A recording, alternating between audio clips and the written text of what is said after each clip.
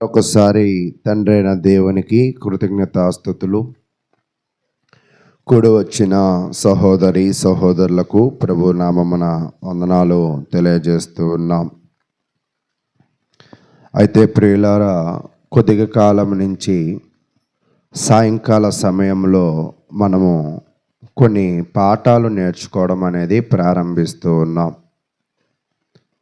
అయితే ఆ పాఠంలో భాగముగా పోయిన ఆదివారం మనము కరుణ అనే పాఠము గురించి నేర్చుకుని ఉన్నాం. ఈరోజు ఆనందము అనే పాఠము నుంచి మనము ఈరోజు నేర్చుకోవడానికి ముందుకు వెళదాం. అయితే ఆనందము అనే దాని గురించి మనం పరిశీలన చేస్తూ ఉన్నప్పుడు బైబిల్లో వాడబడిన ఇంగ్లీష్ వర్డ్ ఏమిటంటే డిలైట్ అనే పదాన్ని గురించి ఈరోజు మనం చదువుదాం. డిలైట్ అంటే ఏమిటి అంటే అక్కడ చెప్తూ ఉన్నాడు, ఇష్టపడము లేదా ఆనందించడం. అయితే ఈరోజు మానవులుగా ఉన్న మనము మన జీవితంలో కొన్నిటిని ఇష్టపడుతూ ఉంటాం, కొన్నిటి యందు ఆనందపడుతూ ఉంటాం. అయితే ఈరోజు మానవులుగా బైబిల్లో కొంతమంది వ్యక్తులను గురించిన పరిశీలన చేస్తూ ఈ డిలైట్ అంటే దేవుడు దేనిని ఇష్టపడతాడు, దేనిని బట్టి ఆనందిస్తాడు, క్రైస్తవులమైన మనము దేనిని బట్టి ఆనందపడాలి అనే పాఠాన్ని మనము నేర్చుకోవడానికి ప్రయత్నిద్దాం. అయితే ప్రియులారా, మీరు బైబిల్లో పరిశీలన చేసినట్లయితే మొట్టమొదటి అన్నదమ్ములుగా ఉన్న కయ్యోను, హేబేలు, వీరు ఇరువురు కూడా దేవునిని ఆనంద పెట్టాలని, దేవుడు వీరిచ్చే దానిని ఇష్టపడాలి అని దేవుని దగ్గరికి వీరు ఇరువురు కూడా ఏం తీసుకువచ్చారంటే అర్పణను తీసుకువచ్చారు. ఆదికాండము 4వ అధ్యాయము 3వ వచనాన్ని మనము పరిశీలన చేద్దాం. కొంతకాలమైన తరువాత కయ్యూను పొలము పంటలో కొంత యెహోవాకు అర్పణ తెచ్చెను. అయితే మొదటి అన్న అయిన కయ్యూను కొంత అర్పణను తీసుకొచ్చాడు.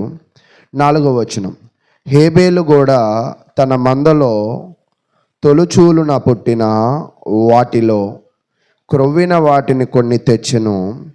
యెహోవా హేబేలును అతని అర్పణను లక్ష్యపెట్టెను. అంటే అన్నదమ్ముళ్ళు ఇద్దరు అర్పణను తెచ్చారు, కానీ ఇద్దరిలో ఒకరి అర్పణనే దేవుడు ఏం చేశాడంట, ఇష్టపడ్డాడు. ఈరోజు మన జీవితంలో కూడా దేవుని కొరకు మనం చాలా చేస్తూ ఉంటాం. అన్నిటినీ దేవుడు ఇష్టపడతాడా అంటే అన్నిటినీ ఇష్టపడడు. ఆయన ఏది ఇష్టపడతాడు అంటే ఆయన కోరుకున్నట్లుగా ఏమి చేస్తామో, ఆయన చెప్పినట్లుగా ఏమి చేస్తామో దానిని బట్టే దేవుడు ఇష్టపడుతూ ఉంటాడు. అయితే ఇప్పుడు అర్పణ తీసుకొచ్చారు కదా ఇద్దరు అన్నదమ్ముళ్ళు. అప్పుడు కయ్యూను తన జీవితంలో అక్కడ చెప్తూ ఉన్నాడు, 5వ వచనం, కయ్యూనును అతని అర్పణను ఆయన లక్ష్య పెట్టలేదు కాబట్టి కయ్యూనుకు మిక్కిల కోపం వచ్చింది. ఎవరి మీద కోపం వచ్చింది? ఒక రకంగా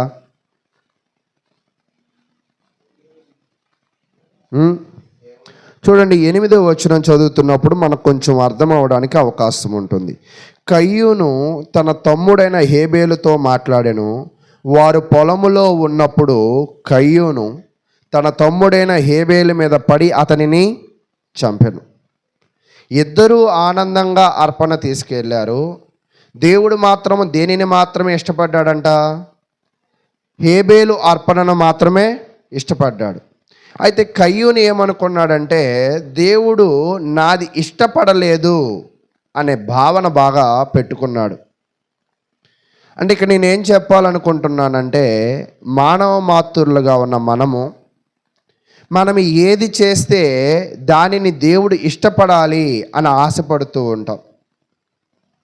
మనము చేసే దానిని బట్టి ఆయన ఇష్టపడడు. ఆయన కోరుకుంది మనము చేసే దానిని బట్టి ఆయన ఇష్టపడతాడు. అంటే ఇక్కడ కయ్యూను స్వార్థం ఏమిటి అంటే, కయ్యూను దేనిని బట్టి ఆనందపడ్డాడంటే, నేను ఇచ్చేదానిని బట్టే దేవుడు ఆనందపడాలి. కానీ హేబేలు దేవుడు కోరుకున్నది మనం వేస్తే దేవుడు ఆనందపడతాడు అని అనుకున్నాడు. అంటే మానవుల ఆలోచనలు ఎలాగ ఉంటాయంటే, ఉన్నదానిని అంటే అతను చేసే పనిని బట్టే ఆనందపడాలి అనే ఆలోచన కలిగి ఉంటాడు. అయితే ఇంకా మనం పరిశీలన చేస్తూ ఉన్నప్పుడు రాజుల గ్రంథంలో ఒక రాజు ఉన్నాడు. ఈ రాజు తన రాజ్యాన్ని పరిపాలన చేస్తూ ఉన్నప్పుడు తన రాజ్య పరిపాలనలో ఆయన ఏమి ఇష్టపడుతూ ఉన్నాడంటే, ఆయన దేనిని ఆనందంగా చేయాలనుకుంటున్నాడంటే, రాజుల గ్రంథము 1 రాజుల గ్రంథము 16వ అధ్యాయము 1 రాజుల గ్రంథము 16వ అధ్యాయము 23వ వచనాన్ని మనము పరిశీలన చేద్దాం. 1 రాజుల గ్రంథము 16వ అధ్యాయము 23వ వచనము. యోధా రాజైన ఆసా ఏలుబడిలో 31వ సంవత్సరమున ఒమ్రి ఇశ్రాయేలు వారికి రాజై 12 సంవత్సరములు ఏలెను. ఆ 12లో 6 సంవత్సరములు అతడు తిర్సాలో ఏలెను. అంటే ఒమ్రి రాజుగా పరిపాలన చేస్తూ ఉన్నప్పుడు తన రాజ్య పరిపాలనలో తను ఆనందంగా ఏం చేయాలనుకున్నాడంటే, తన పరిపాలన చేస్తూ కింద చెప్తూ ఉన్నాడు, అతడు షోమ్రోను కొండను 4 మణుగల వెండికి కొనుక్కొని ఆ కొండ మీద పట్టణం ఒకటి కట్టించి ఆ కొండ యజమానుడైన షెమెరు అని అతని పేరును బట్టి తాను కట్టించిన పట్టణమును షోమ్రోను అని పేరు పెట్టెను. అంటే ఇక్కడ మొట్టమొదటిగా కయ్యూనిని చూసాం. కయ్యూను తన ఆనందాన్ని వ్యక్తపరుస్తూ ఉన్నాడు, కానీ తన ఆనందము సరైనది లేదు. తన ఆనందాన్ని బట్టి అర్పణ ఇచ్చాడు, కానీ దేవుడు దానిని బట్టి ఆనందము పడలేదు. ఇక్కడ ఒక రాజు ఉన్నాడు.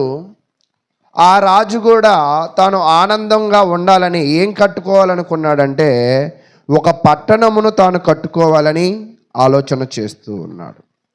అయితే మానవుల ఆలోచనలు ఎప్పుడు ఎలాగ ఉంటాయంటే, తనని, తన శరీరాన్ని, తన మనసును ఆనంద పెట్టుకోవాలని ఆలోచనలు చేస్తూ ఉంటారు. అయితే ఇదే దాకాలో సొలొమోనును కూడా మనము పరిశీలన చేస్తూ ఉన్నప్పుడు ఆయన తన జీవితంలో 7 సంవత్సరములు దేవాలయమును కట్టాడు, 13 సంవత్సరములు తన పట్టణమును కట్టాడు. అంటే తన ఆనందాన్ని ఎక్కడ వెతికాడు? పట్టణములు కట్టే విషయంలో వెతికాడు. ఒమ్రి రాజు తన ఆనందాన్ని ఎక్కడ వెతికాడు? రాజ్యమును కట్టే విషయంలో వెతికాడు. కయ్యూను తన ఆనందాన్ని ఎక్కడ వెతికాడంటే తన సహోదరుని చంపే విషయంలో వెతికాడు. అంటే వీళ్ళ అందరూ కూడా వారి యొక్క ఆనందమును సరైన స్థానంలో వెతకడం లేదు, లేదా సరైన విధముగా వెతకడం లేదు. అయితే ఒమ్రి కొడుకు ఎవరంటే ఆహాబు. ఈ ఆహాబు కూడా తన ఆనందాన్ని ఎక్కడ వెతికాడంటే, తన పక్కన ఉన్న నాబోతు అనే ఒక వ్యక్తి దగ్గరికి వెళ్ళి తన ద్రాక్ష తోటను తీసుకోవాలి, తను కూడా అక్కడ పట్టణాన్ని కట్టాలి అని ఆశపడ్డాడు. అంటే మానవులుగా ఉన్న ప్రతి ఒక్కరూ కూడా వాళ్ళు ఆనందాన్ని దేనిలో వెతుకుతున్నారంటే లోక సంబంధమైన వాటిలో వెతుకుతూ ఉన్నారు. ఈరోజు ఎవరినైనా ఒకవేళ చూపించి మీరు ఏం చేస్తే ఆనందంగా ఉంటారు అని అడగండి, ఖచ్చితంగా లోకల్లో ఉద్యోగం అవ్వచ్చు, వ్యాపారం అవ్వచ్చు, ఆస్తిపాస్తులు అవ్వచ్చు, వీటిని పొందడంలోనే ఆనందాన్ని మనుషులుగా ఉన్న మనము వెతుకుతూ ఉంటాం. అయితే దేవుడు ఏం చెప్తున్నాడంటే, మనము ఆనందము దేనిలో పడాలి? లేదా మనము దేని యందు ఆనందపడాలి అనే విషయాలను ఆయన తెలియజేస్తూ ఉన్నాడు. చూద్దాం, కొన్ని విషయాలను మనము ధ్యానించడంలో మనం ముందుకు వెళదాం. చూడండి, యెరెమీయా గ్రంథము 9వ అధ్యాయం.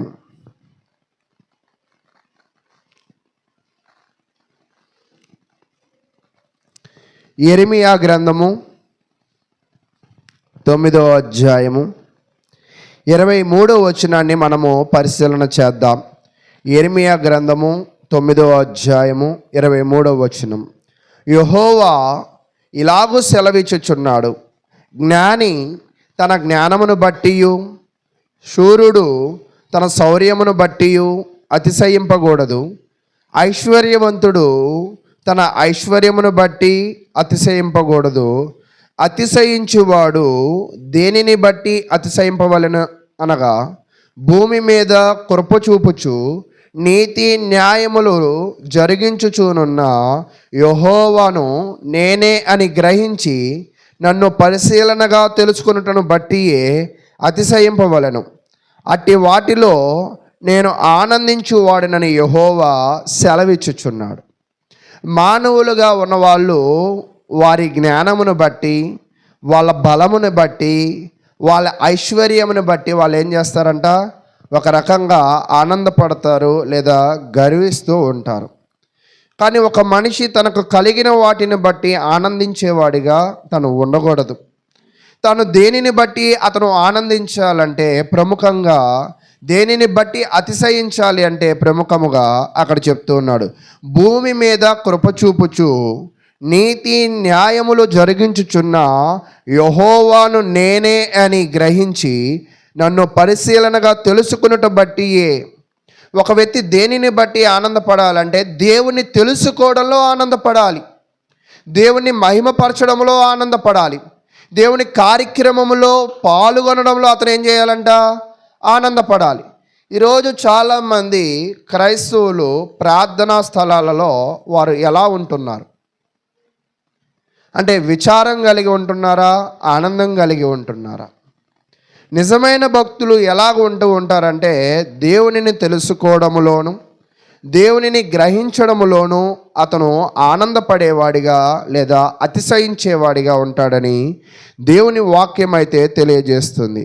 ఏ మనిషి అయితే దేవుణ్ణి తెలుసుకుంటాడో ఆ తెలుసుకున్న మనిషిని బట్టి దేవుడు కూడా ఏమవుతాడంట, ఆయన చెప్తున్నాడు, అట్టి వాటిల్లో నేను ఆనందించువాడనని యెహోవా సెలవిచ్చుచున్నాడు. నీవు దేవుణ్ణి తెలుసుకుంటే నిన్ను బట్టి దేవుడు ఆనందపడతాడు. కాబట్టి ఈరోజు క్రైస్తవులుగా ఉన్న మనము మన జీవితంలో ఎలాగ ఉండాలి అంటే, మన జీవితంలో కయ్యూను వలె లేదా ఒమ్రీ వలె లేదా ఆహాబు వలె లేదా సొలొమోను వలె భౌతికమైన వాటి యందు మనము ఆనందపడే వారిగా కాకుండా, క్రైస్తవులమైన మనము దేవునిని వెతికే విషయంలోను, దేవునిని ఆరాధించే విషయంలోను, దేవునిని మహిమపరిచే విషయంలో మనం ఏం చేయాలంటే మన జీవితంలో ఆనందించే వారిగా ఉండాలి. కాబట్టి ఈరోజు దేవుడు నీ యందు ఆనందపడాలి అంటే నువ్వు చేయవలసిన పని ఏమిటి అంటే, నువ్వు దేవుణ్ణి బాగుగా తెలుసుకోవాలి. ఈరోజు దేవుణ్ణి మనం బాగా తెలుసుకోగలుగుతున్నామా? ఒకవేళ నువ్వు దేవుణ్ణి బాగా తెలుసుకోగలిగినట్లయితే చెప్తూ ఉన్నాడు, కీర్తనల గ్రంథము 37వ అధ్యాయం.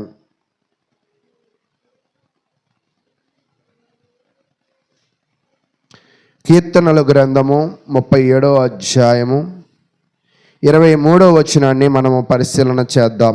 కీర్తనల గ్రంథము 37వ అధ్యాయము 23వ వచనాన్ని మనం పరిశీలన చేద్దాం. ఒకని నడత యెహోవా చేతనే స్థిరపరచబడును, వాని ప్రవర్తనను చూచి ఆయన ఆనందించును. ఈరోజు దేవునిని బట్టి దేవునిని వెతికేవారే కానీ, దేవునిని గ్రహించేవారే కానీ, దేవుని మాటను బట్టి జీవించేవారే కానీ దేవుడు వారిని ఏం చేస్తాడంట, స్థిరపరిచేవాడిగా ఉంటాడు. దేవునిని బట్టి జీవించే వాళ్ళని బట్టి దేవుడే ఎలా ఉంటాడంట? ఆనందించే వారిగా ఉంటాడు. ఈరోజు నిన్ను బట్టి దేవుడు ఆనందిస్తూ ఉన్నాడా? నిన్ను బట్టి దేవుడు సంతోషిస్తూ ఉన్నాడా? నిన్ను బట్టి దేవుడు ఏ స్థితిలో ఉన్నాడు? కాబట్టి ప్రియ సహోదరులారా, మనము ఈ భూమి మీద ఎలాగో ఉండాలి అంటే దేవునిని ఆనంద పెట్టేవారిగా ఉండాలి. దేవునిని ఆనంద పెట్టాలంటే దేవునిని వెతకాలి. దేవునిని ఆనంద పెట్టాలి అంటే వాక్యము చేత మనము స్థిరపరచబడాలి. దేని చేత అంటండి? వాక్యము చేత స్థిరపరచబడము అంటే వాక్యములోంచి మనల్ని ఎవరైనా లాగేయాలనుకున్నా, సంఘంలోంచి మనల్ని పాపములోకి లాగేయాలనుకున్నా, మనము ఇక్కడ స్థిరముగా కదలని వారుగా ఈరోజు మనము స్థిరపడాలి.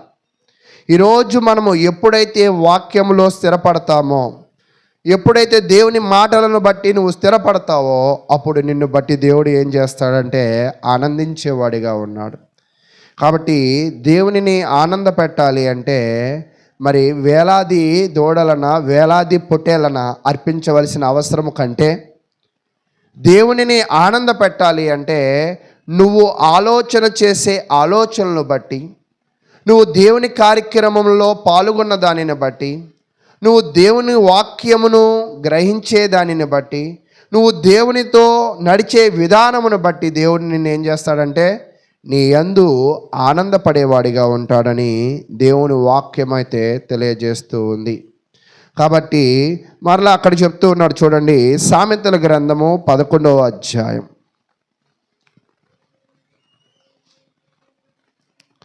సామెతల గ్రంథము 11వ అధ్యాయము 20వ వచనం. సామెతల గ్రంథము 11వ అధ్యాయము 20వ వచనం. మూర్ఖు చిత్తులు యెహోవాకు హేయులు. అంటే దేవుడు వాక్యం ఏం తెలియజేస్తూ ఉందంటే, ఎన్నిసార్లు చెప్పినా మాట వినని వారు, వాక్యముకు లోబడని వారు, వాక్యానుసారంగా జీవించని వారు దేవునికి ఎలాంటి వారంట? హేయులు. అంటే అటువంటి వారిని దేవుడు అసహ్యించుకుంటాడు. అటువంటి వారిని దేవుడు ఎన్నటికీ కూడా ఏం చేయడంట? ఇష్టపడేవాడిగా ఉండడు. మరి దేవుడు ఎవరిని ఇష్టపడతాడంటే యథార్థముగా ప్రవర్తించువారు ఆయనకిష్టులు. ఈరోజు నీ జీవితంలో యథార్థవంతుడుగా జీవిస్తూ ఉన్నావా? నువ్వు యథార్థవంతుడుగా జీవించగలిగినట్లయితే, యథార్థవంతమైన జీవనాన్ని నువ్వు కొనసాగించినట్లయితే, వాక్యము చేత నీ నడవడికను స్థిరపరచుకోగలిగినట్లయితే, దేవుడు ఖచ్చితంగా నీ యందు ఆయన ఇష్టపడతాడు. దేవుడు నీ యందు ఆయన ఖచ్చితంగా ఆనందపడుతూ ఉంటాడు. ఈరోజు మనము చాలా మార్లు తప్పిపోయిన కుమారుడు గురించి ధ్యానిస్తూ ఉన్నప్పుడు తండ్రి దగ్గరికి తన కొడుకు వచ్చి నా ఆస్తి నాకు ఇవ్వు అని అన్నప్పుడు తండ్రి ఎలా ఉన్నాడు? బాధగా ఉన్నాడా? సంతోషంగా ఉన్నాడా? ఒక కొడుకు వచ్చి తన తండ్రిని నా ఆస్తి నాకు ఇవ్వు, నేను ఇక్కడి నుంచి వెళ్ళిపోతాను అన్నప్పుడు ఎలా ఉన్నాడు తన తండ్రి? ఖచ్చితంగా బాధగానే ఉన్నాడు. తన కొడుకు అప్పుడు ఆస్తి తీసుకునేటప్పుడు ఎలా ఉన్నాడు? సంతోషంగా ఉన్నాడు. కొంతకాలం తర్వాత దానిని దేవుడు తిప్పేశాడు. ఆస్తి అంతా కోల్పోయింది. కొడుకు ఇప్పుడు ఎలాగున్నాడు? బాధగా ఉన్నాడు. కొడుకు తిరిగి ఇంటికి వచ్చేసాడు. తండ్రి ఎలా ఉన్నాడు? సంతోషంగా ఉన్నాడు. అంటే ఇక్కడ దేవుడు ఎప్పుడూ కూడా ఆయన నిన్ను సంతోష పెట్టాలనే ప్రయాసపడతాడు. కానీ సంతోషాన్ని నువ్వు ఎక్కడ వెతుకుతున్నావు? ఇంతకుముందు తప్పిపోయిన కుమారుడు దేనిలో సంతోషాన్ని వెతికాడంటే తండ్రి దగ్గర నుంచి దూరంగా వెళ్ళిపోయే విషయంలో సంతోషాన్ని వెతికాడు. మరలా తండ్రి దగ్గరికి వచ్చే విషయంలో ఏం వెతికాడంట? సంతోషాన్ని వెతికాడు.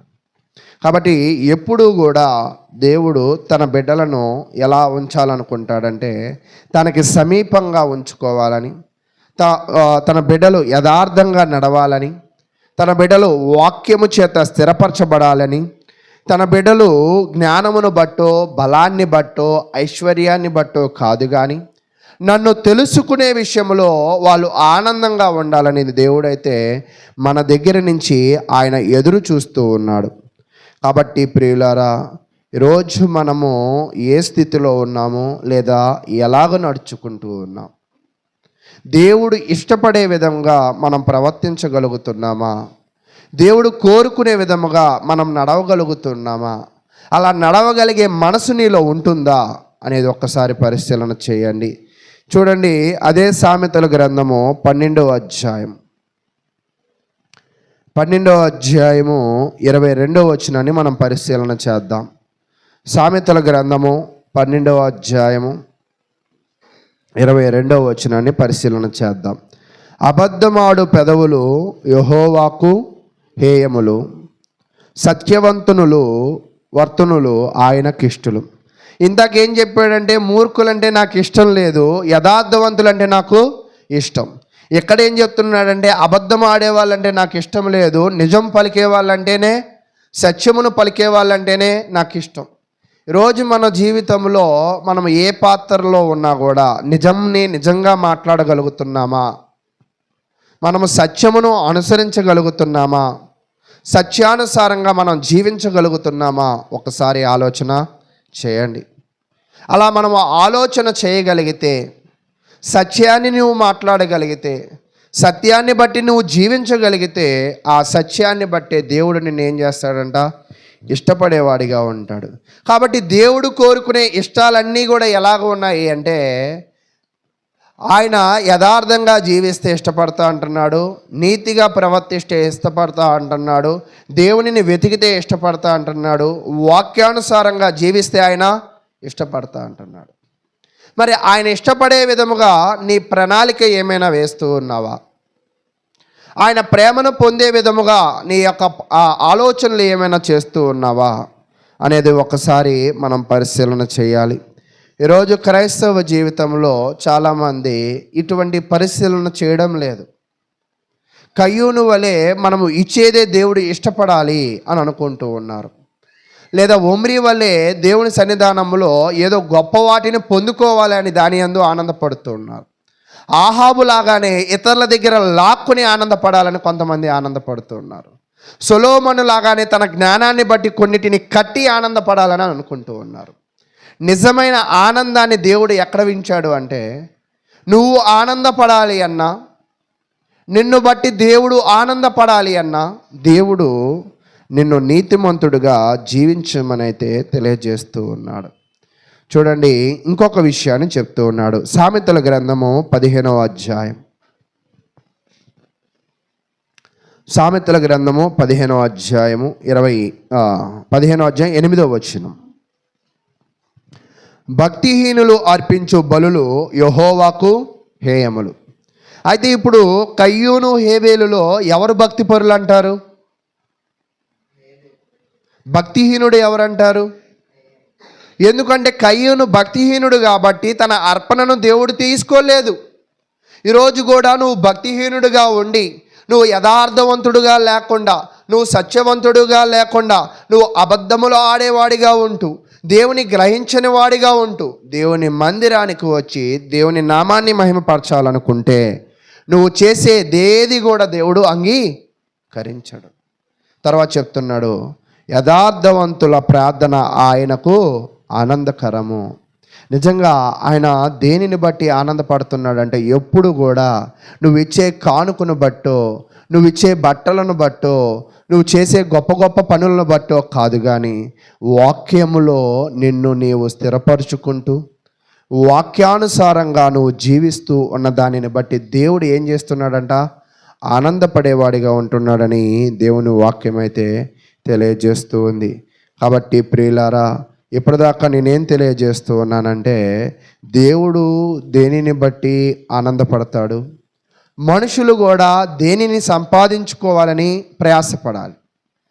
అంటే దేవుడు ఇక్కడ ప్రతి దానిలో ఏం చెప్తూ ఉన్నాడంటే, అబద్ధం ఆడకుండా ఉండడానికి ప్రయాసపడు, సత్యవంతుడిగా ఉండడానికి ప్రయాసపడు, తర్వాత మూర్ఖుడిగా ఉండకుండా ప్రయాసపడు, యథార్థవంతుడిగా జీవించడానికి ప్రయాసపడు, మరి వ్యర్థమైన బలులు అర్పించకుండా, మరి ప్రార్థన పరుడుగా ఉండడానికి నీవు ప్రయాసపడాలి.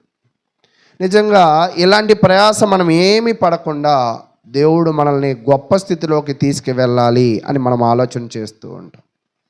అది ఎప్పటికీ కూడా ఏమవుదంటే సాధ్యపడదు.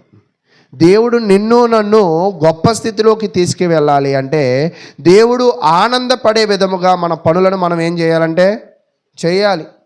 ఎప్పుడైతే దేవుణ్ణి మనము ఆనంద పెట్టగలమో, దేవుణ్ణి సంతోష పెట్టగలమో, లేదా ఇందాక మనం చూస్తున్నట్లుగా దేవుడు మనల్ని ఇష్టపడాలి అంటే ఈ పనులను మనం ఖచ్చితంగా ఏం చేయాలంట, చేసేవారిగా ఉండాలని దేవుని వాక్యం అయితే తెలియజేస్తూ ఉంది. కాబట్టి దేవుడు ఎటువంటి వాడో ఒక వచనాన్ని తెలియజేస్తూ ఉన్నాడు. మీకా గ్రంథము 7వ అధ్యాయము, మీకా గ్రంథము 7వ అధ్యాయము 18వ వచనాన్ని మనం పరిశీలన చేద్దాం. మీకా గ్రంథము 7వ అధ్యాయము 18వ వచనం. తన స్వాస్యములో శేషించిన వారి దోషమును పరిహరించి వారు చేసిన అతిక్రమముల విషయమై వారిని క్షమించుచు దేవుడైన నీతో సముడైన దేవుడు ఉన్నాడా? ఇక్కడ ఏం చెప్తున్నాడంటే దేవుని యొక్క స్వభావము ఎలాంటిది? దేవుని స్వభావము ఎలాంటిది అంటే దేవుడు మనము చేసిన పాపములను బట్టి, మనము చేసిన దోషములను బట్టి, మనము చేసిన అతిక్రమములను బట్టి వాటన్నిటిని కూడా ఆయన ఏం చేస్తాడంటే పరిహరించి వాటన్నిటిని మన నుంచి దూరము చేసి ఆయన చెప్తున్నాడు, ఆయన కనికరము చూపుట యందు సంతోషించువాడు గనుక నిరంతరము కోపముంచడు. నువ్వు ఎటువంటి వాడివైనా నీ స్వభావాన్ని నువ్వు మార్చుకోగలిగినట్లయితే, నువ్వు ఎలాంటి మనసు కలిగిన వాడివైనా, ఎటువంటి ప్రవర్తన కలిగిన వాడివైనా, మీకా గ్రంథము 7వ అధ్యాయము 18వ వచనంలో తెలియజేస్తున్న విషయం ఏమిటి అంటే మన స్వభావాన్ని మార్చుకోవడానికి గొప్ప అవకాశం ఇవ్వగలిగిన దేవుడు ఎవరంటే ఈయనే. ఆయన కనికరము చూపే విషయంలో ఆయన సంతోషపడతాడంట. అంటే ఆయనలో ఉన్న గొప్ప లక్షణం ఏమిటి అంటే జనుల ఎడల ఆయన గొప్ప కనికరాన్ని చూపిస్తాడు. కాబట్టి ప్రియులారా, నేను కూడా తెలియజేసే విషయం ఏమిటి అంటే కనికరము చూపించే దేవుడు మనకు ఉన్నాడు. కాబట్టి మనలో ఉన్న మూర్ఖత్వాన్ని, మనలో ఉన్న భక్తిహీనతను, మనలో ఉన్న అబద్ధ స్వభావాన్ని, మనలో ఉన్న దుర్మార్గతను మనం ఏం చేయాలంటే ఖచ్చితంగా దానిని విడిచిపెట్టాలి. మనము ఉన్న ఆస్తిని బట్టో, మనకున్న బలాన్ని బట్టో, మనకున్న జ్ఞానాన్ని బట్టో మనము అతిశయించకుండా దేవుడు కనికరించే దేవుడు అని గ్రహించి ఆయన కనికరాన్ని బట్టి మనం ఏం చేయాలంటే అతిశయించేవారిగాను, ఆయన ప్రేమను మనము పొందేవారిగాను మనము ఉండాలి. కాబట్టి ఈరోజు మనము నేర్చుకుంటున్న విషయం ఏమిటి అంటే దేవుడు దేని యందు సంతోషించాడు, మనుషుల ప్రవర్తన ఎలా ఉంది, కానీ దేవుడు మనుషుల నుంచి ఎలాంటి ప్రవర్తనను కోరుకున్నాడు అనే విషయాలను అయితే మనం చూస్తూ ఉన్నాం. చూడండి, కీర్తనల గ్రంథము 112వ కీర్తన,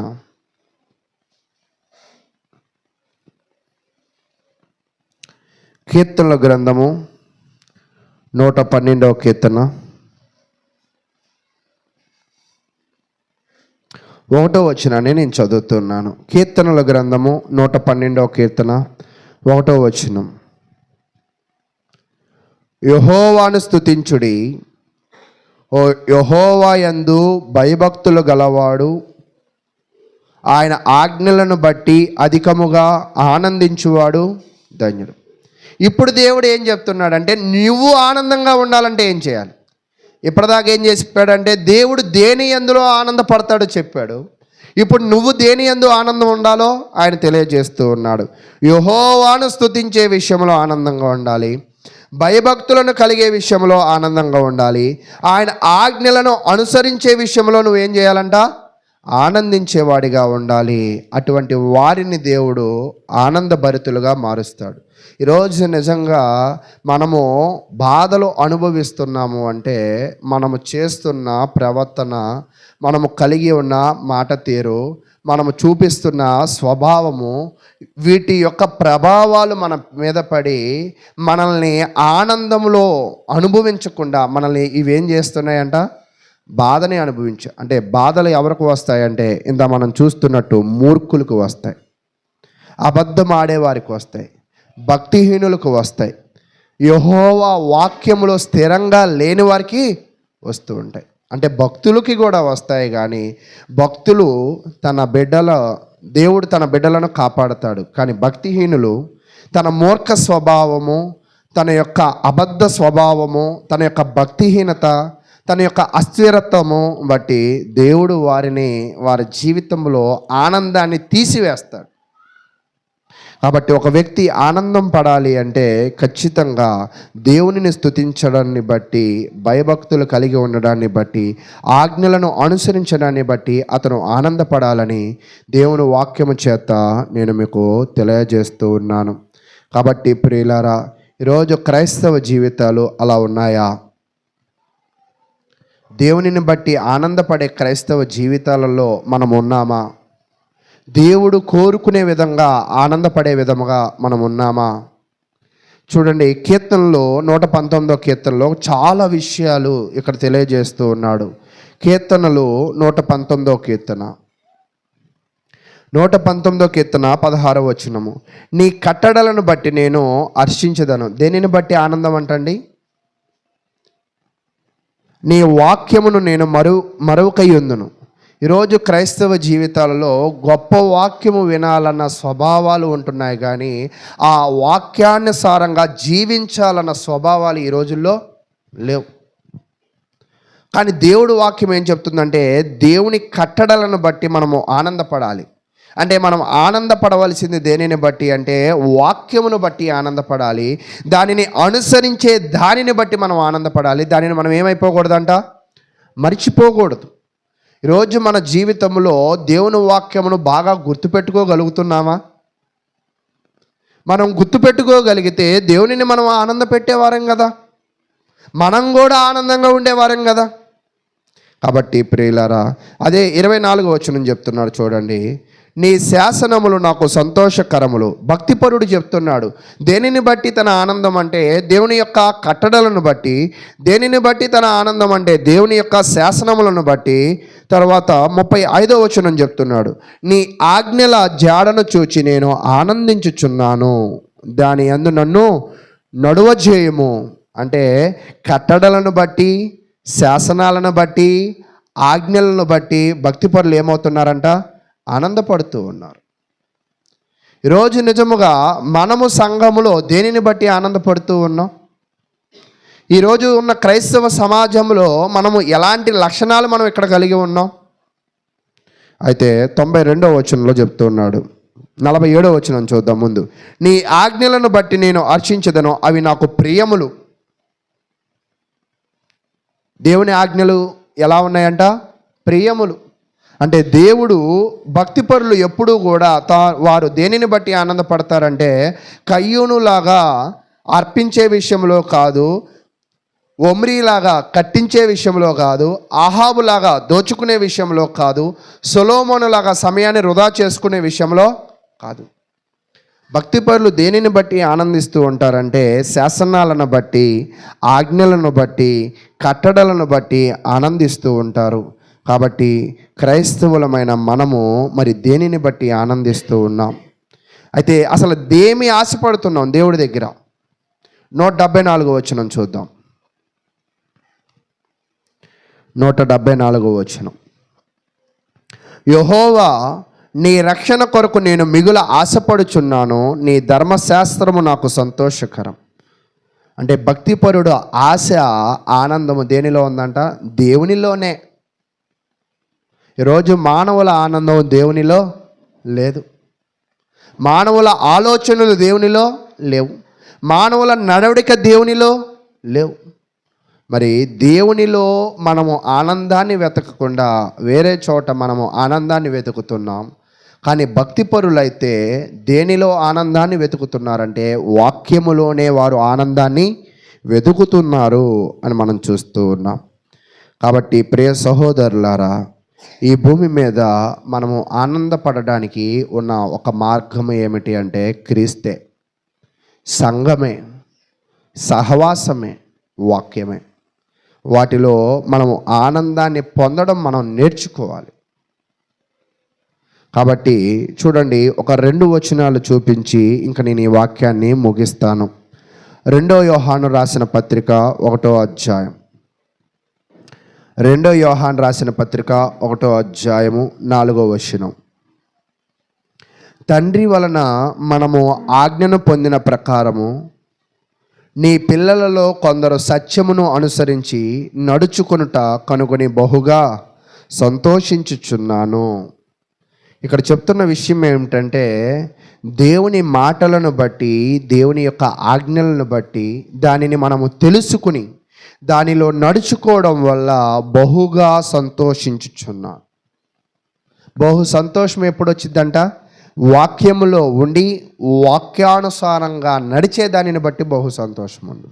చూడండి, అదే 3 యోహాను రాసిన పత్రిక పక్కనే 1వ అధ్యాయము 4వ వచనం. నా పిల్లలు సత్యమును అనుసరించి నడుచుకొనుచున్నారని వినుట కంటే నాకు ఎక్కువైన సంతోషము లేదు. ఈరోజు దేవుని ఎక్కువగా సంతోషపెట్టే ఒకటే ఒక పని ఏమిటి అంటే, మనము సత్యమును నేర్చుకోవడము, సత్యానుసారంగా మనం జీవించడమే దేవునిని సంతోషపెట్టే పని. అయితే అప్పుడు దేవుడు మనకి కావాల్సిన వాటిని ఇచ్చేవాడిగా ఉంటాడని తెలియజేస్తున్నా. కాబట్టి ప్రియులారా, ఒకసారి చూడండి, మనం దీనిని మరలా ఒకసారి స్టడీ చేద్దాం. ఆనందము మనము దేనిలో పొందాలి? డిలైట్ అంటే ఏమిటి అంటే ఇష్టపడడము, ఆనందించడము. దేవుడు దేనిని ఇష్టపడుతున్నాడు? మానవులు దేనిని ఇష్టపడుతున్నారు? దేవుడు దేనిలో ఆనందిస్తున్నారు? మానవులు దేనిలో ఆనందిస్తున్నారు? మానవులు దేనిలో ఆనందిస్తూ ఉన్నారు అంటే వారు ఇచ్చే బలిలో వాళ్ళు ఆనందిస్తూ ఉన్నారు, వాళ్ళు కట్టే కట్టడాలలో ఆనందిస్తూ ఉన్నారు, వాళ్ళు దోచుకునే విషయంలో ఆనందిస్తున్నారు, వాళ్ళు వ్యర్థముగా సమయాన్ని కేటాయించి వాళ్ళు ఆనందిస్తూ ఉన్నారు. కానీ దేవుడు దేనిని బట్టి ఆనందిస్తున్నాడంటే ఆయన తన భక్తుల ఎడల ఆనందాన్ని కలిగి ఉన్నాడు. దేవుడు ఆనందం ఎవరి ఎడల ఉందంటే మూర్ఖుల, యథార్థవంతుల అంటే యథార్థవంతులు, అబద్ధం ఆడే వాళ్ళ, సత్యవంతులు అంటే సత్యవంతులు, భక్తిహీనుల బరుల, యథార్థవంతుల ప్రార్థనల అంటే యథార్థవంతుల ప్రార్థనల మీద ఆయన ఆనందపడుతూ ఉన్నాడు. అయితే ప్రియులారా, తర్వాత మనం చూస్తూ ఉన్నప్పుడు దావీదు తన కీర్తనలో మనం పరిశీలన చేస్తూ ఉన్నప్పుడు 119వ కీర్తనలో ఆయన కట్టడలను బట్టి, శాసనాలను బట్టి, ఆజ్ఞలను బట్టి ఆయన ఏం చేస్తున్నాడంట? ఆనందపడుతున్నాడు. భక్తిహీనులు ఆనందపడే మార్గం ఒకటి ఉంది, భక్తులు ఆనందపడే మార్గము మరొకటి ఉంది.